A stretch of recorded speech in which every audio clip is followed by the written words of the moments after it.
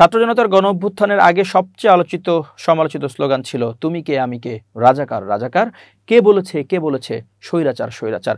এ slogan নিয়ে উত্তাল ছিল ঢাকা বিশ্ববিদ্যালয় ক্যাম্পাস সহ দেশের অধিকাংশ বিশ্ববিদ্যালয়।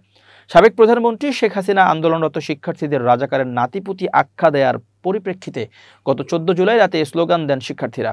15 সেপ্টেম্বর সেই স্লোগানের 2 মাস পূর্তির এদিনে কয়েকজন সমন্বয়ক স্লোগানটিকে বিকৃত করে অন্য একটি স্লোগান প্রচারের চেষ্টা করে। এর প্রতিবাদে রোববার রাত 10টার দিকে বিশ্ববিদ্যালয়ের হলপাড়া থেকে তুমি কে আমি কে, রাজাকার রাজাকার স্লোগানে সমবেত মিছিল করেন শিক্ষার্থীরা। এ স্লোগানে প্রকম্পিত ঢাবি এ সময় তুমি কে আমি কে, রাজাকার রাজাকার, কে বলেছে স্বৈরাচার স্বৈরাচার, ঢাবির মাটি রাজাকারের ঘাঁটি ইত্যাদি স্লোগান দেন শিক্ষার্থীরা। শিক্ষার্থীদের মিছিলটি হলপাড়া থেকে বের হয়ে সূর্য সেন হল, মহসিন হল, ভিসি চত্বর হয়ে ক্যাম্পাসের বিভিন্ন সড়ক প্রদক্ষিণ করে। মিছিলটি রাজু ভাস্কর্যের দিকে গিয়েছে।